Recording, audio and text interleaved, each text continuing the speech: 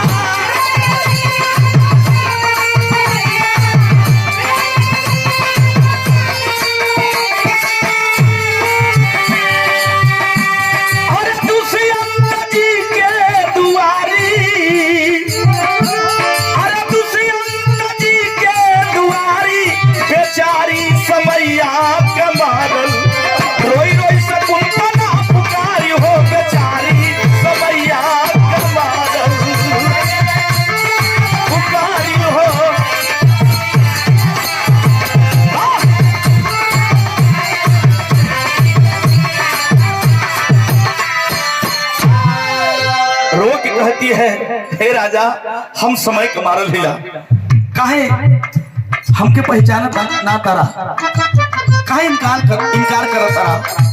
एक बात कहती है भरी सभा में सबके आंख में आंसू है। एक बात कहलस तोहरे चरण का दासी बन के रह जाई, लेकिन हमके समाज वाला ही दर्जा दे दा। का सजना सिंदूरवा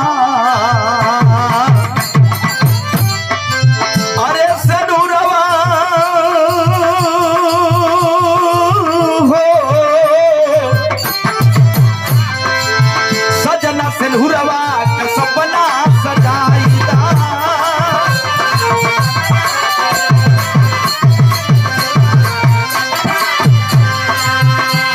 अरे अपने चरनिया का दासी बनाईला हो।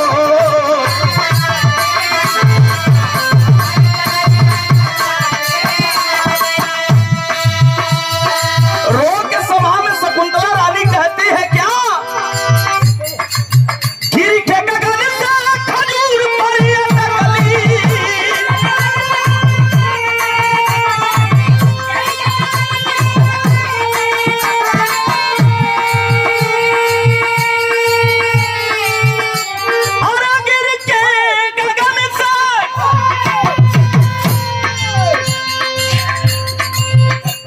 क्या बात सही है। ये देखें सजना सिंदूरवा का सपना सजाईदा।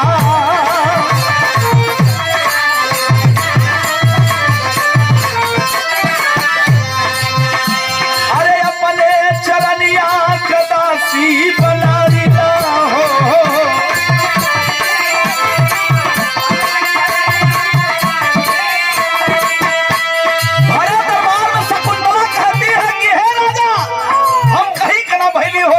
कहीं कना भैली का गिरी के गगन से खजूर परिया लगली।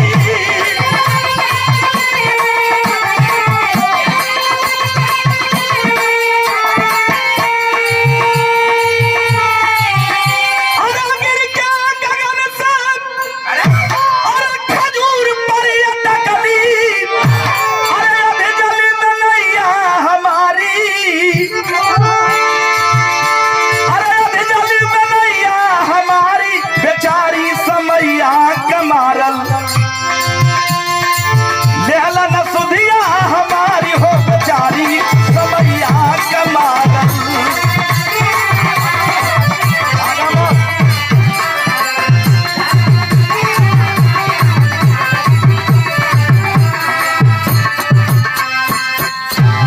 यह रहा भैया बहुत बढ़िया।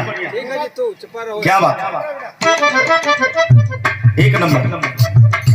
इतनी बतिया जब राजा दुष्यंत सुरन भुलायल हो सांप लगल खड़ा हो गया सिंहासन से कहलन की है लड़की कहाँ की रहने वाली है, समझ में नहीं आता तुमको? अरे मैं हस्तिनापुर नरेश, मेरा नाम दुष्यंत है। तो कलंक लगाने आई है। धन दौलत चाहिए तो धन दौलत राज खजाना से दे दे, लेकिन राजा के कलंक मत लगा। कहलन केकर पाप लेके आल हो, हमके काहे कलंक लगाओ तारो। कहलन है राजा दुष्यंत का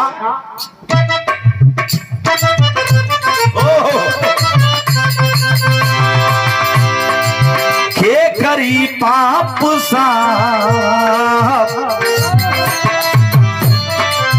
के करी पाप साफ साफ बतलावा।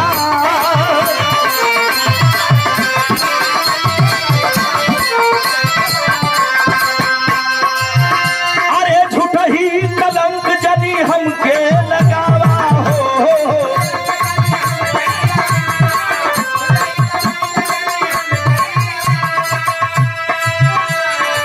करके राजा कहते हैं लड़की कि नवा तोहार का मठवा ठेकनवा।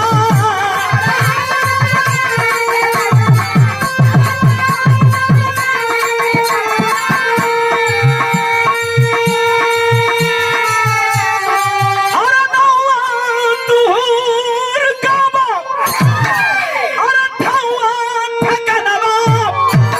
के हवा बाप महतारी, के हवा बाप महतारी बेचारी समैया कमारल। बोला छबनिया संभाली हो बेचारी समैया कमारल।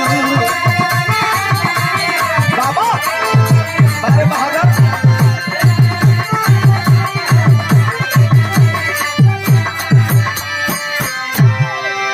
राजा दुष्यंत इतनी बतिया सुनते कि हमके कलंक लगावत है कोनो लड़की है। सिपाही के बोलूलन कलंक की राज से बाहर कर दो इसको, भाग जा यहाँ से। आज वह सापत बला रोने लगती है, कहती है कि हे मालिक केकरा से हम प्यार कर बैठली। आज राजा हमके पहचाने से इनकार कर गए। घमंड में राजा हुआ न, हम गरीब अबला असापत अबला करबे का करब। एक तरफ महल की ओर देखती है, सोच जाती है कि इस महल से बढ़िया हमारी झोपड़ी है बा। चलती है तो आती है, कहाँ पहुंचती है?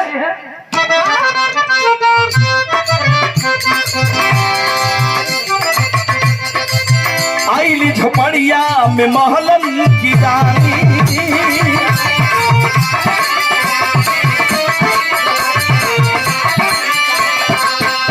अरे गोदी खिलल सुघर प्यार का निशानी हो।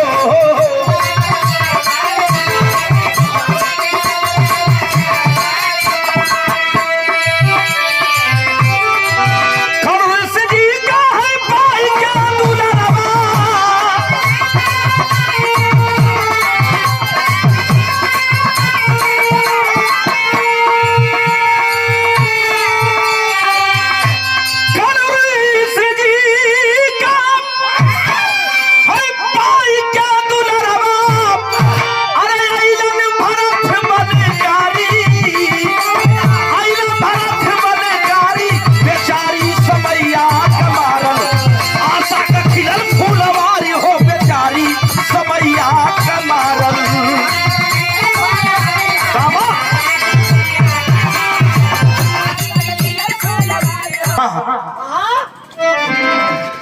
गाजीपुर पंखा लगवाना कौन सी महाराज के आश्रम में आती है और 9 महीना 10 दिन के बाद बड़ा होनहार बड़ा तेजवान पुत्र की प्राप्ति होती है। कौन सी महाराज जहां रहत रहलन गुरुजी वहां आज करंडा है, गाजीपुर करंडा, वही पर सुंदर सलोना एक पुत्र की प्राप्ति होती है जौने का नामकरण कौन ऋषि महाराज कैलन भरत। भरत नामकरण कैलन जा बिटिया तोहार दुख हवे कुल राग अपने बेटवा के पा करके वह अपन दुख कुल भुला के शकुंतला हो और खुश होकर के बेटवा खिलावती है। और एक काम कैलन कौन ऋषि महाराज दाहिने भुजा में काला धागा बांधलन जंगली जीव जंतु के बचाव हेतु।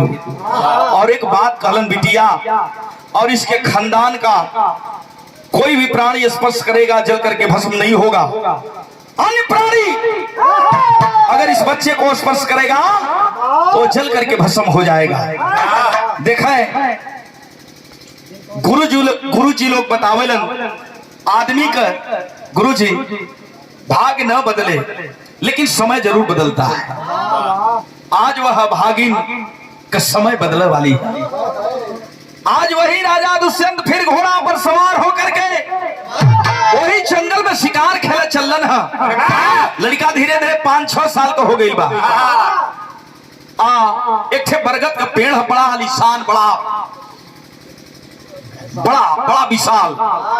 वही जो एक ठे शेर है, शेर का जबड़ा फाड़ के दांत गिनत है भरत बेटवा। तब भइल का तनी साजा मास्टर। हाँ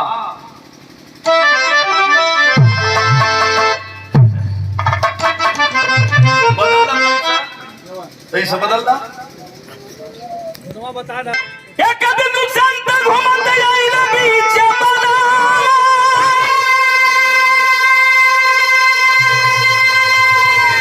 अरे सरवा का नाम गीला धरा सुगलवा।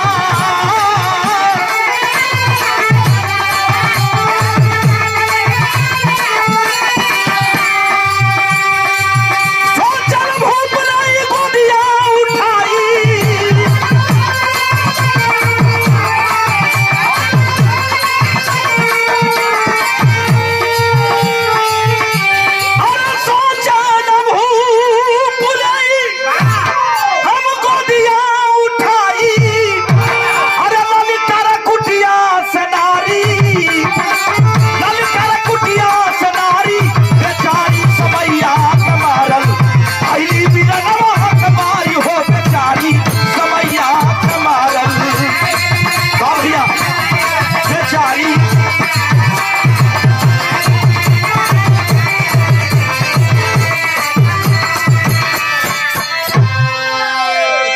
दुष्यंत शिकार खेलत खेलत वही घोड़वा पर सवार होके पहुंच गए वही स्थान पर जौन विशाल बरगद का पेड़ रहल। वही पेड़वा के नीचे बैठल शेर का जबड़ा फाड़ के दांत गिनत रहल। बड़ा सुघर सलोना एक लड़का हो। राजा दुष्यंत जब देखलन कि अरे ये कोनो बहादुर बाप का बेटवा है, चल के गोदी में उठा के खिला दे। कुटिया दूरी पर हो, कुछ दूरी पर बा शकुंतला देखत है कि घोड़ा पर सवार कोनो मनई हो। और गुरुजी बतौले हो कि अन्य प्राणी अगर स्पर्श करेगा बेटा को तो भस्म हो जाएगा जल करके। राजा लक्ष्य बना लिया कि बेटवा की खिलाई तक खिलाई। घोड़ा पर से झट से उतरलन है और चल देते हैं लक्ष्य बना करके। गईलन है बैठल शेर है, दूरी भाग गए जाके वो लड़का के उठा के गोदी में खिलावे लगे। शकुंतला दौड़ती हुई आती है और गोदिया में देखत हो कि लड़का लेले होन, भस्म ना भइलन, इधर राजा दुष्यंत होन। रोने लगती है और रो करके हाथ जोड़ के कहती है कि राजन, दुर्वासा ऋषि महाराज कहे थे दोबारा मिलन होगा तो श्राप कट जाएगा, तुम्हारा मिलन होगा। आखिरकार ये पंचो रोवत हो। धीरे धीरे राजा दुष्यंत की याद आवत है कि ये स्थान से हमें केहू से प्यार भइल, केहू के करार कैले रहली, हम निर्मोही हो गई। शकुंतला देखती है एक तक नैना सावन भादो का धार हो गई। जाती है पास में और पैर को चूमती है, अपने असुर के धारा से राजा का पैरवा धोवत रहा। ये भैया राजा को आत्मग्लानि होती है, दुख होता है कि मैं प्रिय तुम्हें भूल गया, रात दरबार से निकलवा दिया, मैं तो निर्मोही हूं तेरे सामने। यह हस्तिनापुर नरेश खड़ा है, जो सजा देना है दे दे रानी, मुझे जो सजा देना है दे दे। रानी कहती है कि मैं हमारा धन हेरायल, हमारा सब कुछ हेरायल, आज मिल गल ते हे स्वामी, सब कुछ खजाना तोहरे चरण में बा। केहू और ना, तोहरे प्यार का निशानी बहादुर बेटवा तोहर भरत होवन। कौन सी महाराज जब देखलन सारी लीला, आज देखे अभागन बिटिया सुहागन होने जा रही है। कौन सी महाराज राजा दुष्यंत को पकड़ते हैं और बेटी को लेकर के जब कुटिया पर अलन है तो कुटिया पर गंधर्व विवाह किलन। आज अभागन सुहागन होती है, एक चिटकी सिंदूर लेकर के दुष्यंत राजा मांग में भरलन है, विदाई होती हो। विदाई के वेला में चाहे हमारे घर का बात होगा चाहे आप लोगों के घर का बात, रात बीत जाले पंचो, जब सवेरे विदाई होले बिटिया जब ससुरा जाली तो सब कर कलेजा फट जाला। शकुंतला के विदाई में चिड़िया चुरमुन पेड़ पौधा सब कुछ रोवत रहा। कैसे भैया?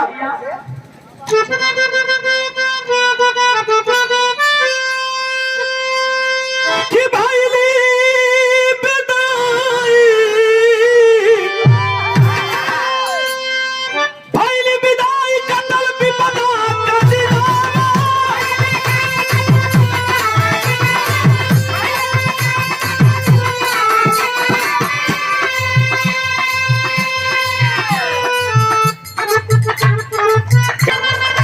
कैसे? भाईली विदाई कतल विपदा कदिना।